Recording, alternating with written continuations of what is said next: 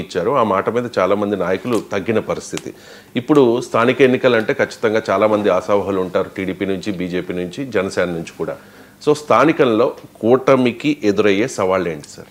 అంటే డెఫినెట్గా స్థానిక ఎన్నికల్లో క్షేత్రస్థాయి నాయకత్వం, ఎందుకంటే రోజువారీ తమ ఎగ్జిస్టెన్స్లో ఉండే సవాల్. ఇప్పుడు ఎమ్మెల్యే ఎవరు అన్నదానికన్నా మా మండల ప్రెసిడెంట్ ఎవరు, సర్పంచ్ ఎవరు. ఇప్పుడు ఒక గ్రామంలో తెలుగుదేశం బలంగా ఉంటుంది, కానీ ఆ గ్రామ సర్పంచ్ జనసేన వాళ్ళకి ఇచ్చారనుకోండి, ఆ మండలంలో తెలుగుదేశం బలంగా ఉంటుంది. కానీ ఆ మండల ప్రెసిడెంట్ బీజేపీకో జనసేనకు ఇచ్చారంటే తెలుగుదేశం నాయకుల్లో ఎంత హాట్ బాన్ ఉంటుందో మీరు ఆలోచించండి. ఎందుకంటే ఎమ్మెల్యే అంటే ఓకే మా స్థాయి కాదు కదా అనుకుంటారు. సో ఎక్కడ సమస్య వస్తుంది అంటే చాలా చోట్ల జనసేన ఎమ్మెల్యేలు ఉన్న చోట అయితే ఇంకెక్కువ డిమాండ్ ఉంటుంది. టీడీపీ మాకు సమానంగా జెడ్పీటీసీలకు కావాలి, సమానంగా ఎంపీటీసీలకు కావాలి, మండల ప్రెసిడెంట్లకు కావాలి అనే డిమాండ్ జనసేన నుంచి వస్తుంది. జనసేన ఎమ్మెల్యేలు ఉన్న చోట మాకే ఎక్కువ షేర్ ఉండాలని కూడా రావచ్చు. కానీ సమస్య ఏంటి, జనసేనకు సీట్లు ఇచ్చిన చోట కూడా టీడీపీ బలమైన పార్టీ. పొత్తులో భాగంగా కొన్ని సీట్లు జనసేనకి ఇచ్చారు. ఇప్పుడు జనసేన గెలిచిన 21 సీట్లలో కూడా మీరు లెక్క తీస్తే జనసేన ఎన్ని సీట్లను ఖచ్చితంగా చెప్పలేను, కానీ మెజారిటీ సీట్లలో ఆ నియోజకవర్గంలో జనసేన కాదు డామినెంట్ పార్టీ, టీడీపీయే డామినెంట్ పార్టీ. ఎందుకంటే జనసేన 2019లో సొంతగా పోటీస్తే ఒక్క సీట్ రాలేదు కదా, ఈవెన్ పవన్ కళ్యాణ్ కూడా ఓడిపోయాడు కదా.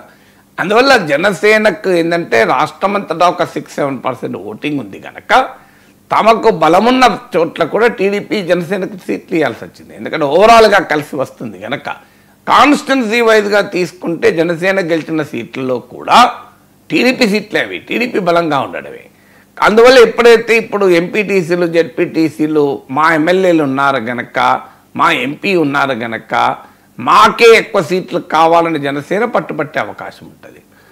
ఒకవేళ ఎక్కువ కాకపోయినా కనీసం మాకు ఇప్పుడు ఒక 3 జెడ్పీటీసీలు 3 ఎంపీ పోస్టులు ఉన్నాయనుకోండి, ఆ 3 మాకెన్ని ఇస్తారు, 3 మండల ప్రెసిడెంట్లు ఉన్నారనుకోండి, 3 6 మీకెన్ని ఇస్తారు, మాకెన్ని ఇస్తారు అని షేర్ కొరకు జనసేన పట్టుబట్టచ్చు. పట్టుబట్టినప్పుడు సమస్య ఏంటంటే టీడీపీ వారు అంత సులభంగా అంగీకరించరు. జనసేనే కాదు, ఇది బీజేపీ నుంచి కూడా ఈ సమస్య వస్తుంది. సో రాష్ట్ర ప్రయోజనాల కొరకు ఎమ్మెల్యేల కొరకు భరించారు. టీడీపీ బలంగా ఉన్న చోట కూడా సాంప్రదాయకంగా టీడీపీ సీట్లు కూడా మీరు జనసేనకి ఇచ్చారు. 2 సార్లు 3 సార్లు టీడీపీ గెలిచిన సీట్లలో కూడా మీరు జనసేనకి ఇచ్చారు. సో ఇప్పుడు జనసేనకి మేమిచ్చి గెలిపిస్తే ఇప్పుడు మాకు ఆఖరికి మండల ఎంపీటీసీలు, జెడ్పీటీలు, మండల ప్రెసిడెంట్ కూడా మా మీద వచ్చి కూర్చుంటారా అని టీడీపీ నుంచి అభ్యంతరం వస్తుంది. టీడీపీ నాయకులు ఇప్పటికే క్షేత్రస్థాయిలో ఆ అసహనము, అసంతృప్తి పెరిగింది. ఎమ్మెల్యేలనే నెత్తి మీద పెట్టుకొని గెలిపించుకున్నాము, బరువు ఎక్కువైపోయింది అనుకుంటే ఇప్పుడు స్థానిక పదవులు కూడా వాళ్ళే అడిగితే మా పరిస్థితి ఏంటి అని. అందువల్ల తెలుగుదేశం నాయకులు ఖచ్చితంగా క్షేత్రస్థాయిలో చంద్రబాబుకి ఇది సవాలుగా మారుతుంది. ఎందుకంటే అడ్జస్ట్మెంట్, అకామిడేషన్ సవాలుగా మారుతుంది. అందువల్ల జనసేనకు ఇచ్చినా కూడా రెండవ సమస్య వస్తుంది. ఇచ్చిందనుకోండి మళ్ళీ గెలవాలి కదా. ఇప్పుడు జనసేనకోమో ఆర్గనైజేషన్, క్షేత్రస్థాయి బలం లేదు, బలం ఉన్నది టీడీపీకి. జనసేన ఎమ్మెల్యేలను కూడా టీడీపీ వాళ్ళు గెలిపించిందే కదా, బలం మీదేసుకొని. వాస్తవంగా గెలిపింది టీడీపీ. అంటే ఏదో తీరగా జనసేన కోసం త్యాగం చేస్తారని అనడం లేదు. పవన్ కళ్యాణ్ రాష్ట్ర వ్యాప్తంగా తీసుకున్న వైఖరి టీడీపీకి అధికారం రావడానికి కారణమైంది కనుక క్షేత్రస్థాయిలో తమకన్నా బలం తక్కువ మిత్రపక్ష గెలుపుకు టీడీపీ పనిచేయాల్సి వచ్చింది. ఎందుకంటే ఓవరాల్గా స్టేట్ ఇంట్రెస్ట్లను చూసుకుంటే కనుక. అందుకే పవన్ కళ్యాణ్ గేమ్ చేంజర్గా అనుసరించిన వైఖరి వల్ల. కానీ క్షేత్రస్థాయికి వచ్చే వరకు ఈ పొలిటికల్ డామినేషన్ ఎవరిది అనే సమస్య వస్తుంది.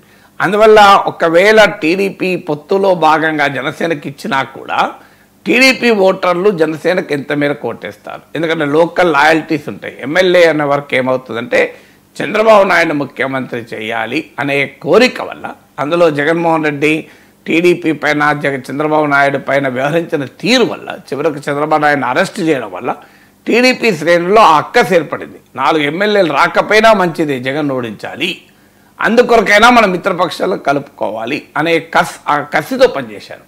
సో టీడీపీ అందుకే టీడీపీ నుంచి జనసేనకు 90% ఓట్ ట్రాన్స్ఫర్ కూడా కావటానికి నేను డే వన్ చెప్తున్నా, మోర్ దెన్ 90% ఓట్ ట్రాన్స్ఫర్ అవుతుంది. కారణం అది. కానీ ఇప్పుడు క్షేత్రస్థాయికి వచ్చేవరకు ఏమవుతుందంటే వేరే పార్టీల వాళ్ళు కూడా టీడీపీ తరఫున టికెట్ రాకపోతే పక్క వేరే వైసీపీకి పోయి కూడా పోటీ చేయొచ్చు. సో అందువల్ల జనసేన వాళ్ళు పోటీ చేసిన తెలుగుదేశం ఓటు క్షేత్రస్థాయిలో ఎంత ట్రాన్స్ఫర్ అవుతుంది, అసంతృప్తి టీడీపీ శ్రేణుల్లో ఉన్నప్పుడు వాళ్ళు ఎలా పనిచేస్తారు, ఎలా గెలిపిస్తారు అనే క్వశ్చన్ ముందుకు వస్తుంది. మూడవది ఏంటంటే ఒకసారి మరి ఒకవేళ ఇవ్వలేదు అనుకుందాం, జనసేనకు బలం తక్కువ ఉంది కనుక పవన్ కళ్యాణ్ అంగీకరించి తక్కువ సీట్లకే అంగీకరించాలనుకోండి, అప్పుడు ఇంకో ప్రమాదం టీడీపీకి ఉంటుంది. ఏంటి ఆ ప్రమాదము అంటే జనసేనకు డమ్మీ చేస్తున్నారు, పవన్ కళ్యాణ్ డమ్మీ చేస్తున్నారు. మీరు ఇంతకుముందు అన్న చూడండి 21 సీట్లే తీసుకున్నాడని అప్పుడు రామజోగేలు ముద్రగడ పద్మనాభాలు అటాక్ పెట్టలేదా? ఇప్పుడు కూడా ఆ అటాక్ మొదలవుతుంది. చూడండి మేము చెప్పింది నిజం, టీడీపీకి సహకార పాత్రని పవన్ కళ్యాణ్ వహిస్తున్నాడు, అందువల్ల కాపులు ఎందుకని టీడీపీకి పనిచేయాలి అని జనసేన వెనకాలన్న కాపు ఓటర్లను ప్రతి